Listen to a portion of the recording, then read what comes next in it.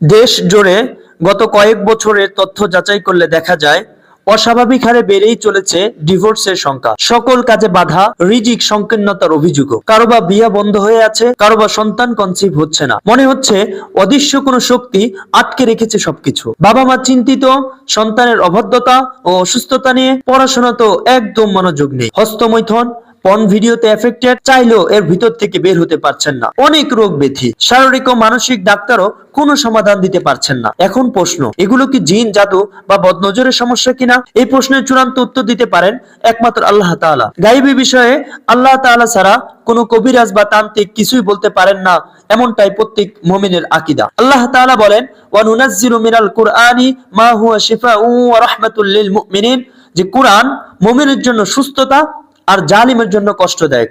তো যখনই আমরা কোনো জিন, জাদু, বদনজর বা ওয়াসওয়াসার কোনো পেশেন্টকে সামনে বসিয়ে কোরআন থেকে বিষয় ভিত্তিক আয়াতগুলো তেলাওয়াত করি, তখন শরীরের মধ্যে অ্যাকশন শুরু হয়ে যায়, যার দ্বারা আমরা বুঝতে পারি পেশেন্টের সমস্যা কি। সামনে রমজানকে উপলক্ষ করে রুকিয়া এন্ড হিজামা সেন্টার তাদের ডায়াগনোসিস বা রোগ নির্ণয় সেবায় 75% ডিসকাউন্ট দিচ্ছে, যা এই যাবৎকালের সবচেয়ে বড় ডিসকাউন্ট।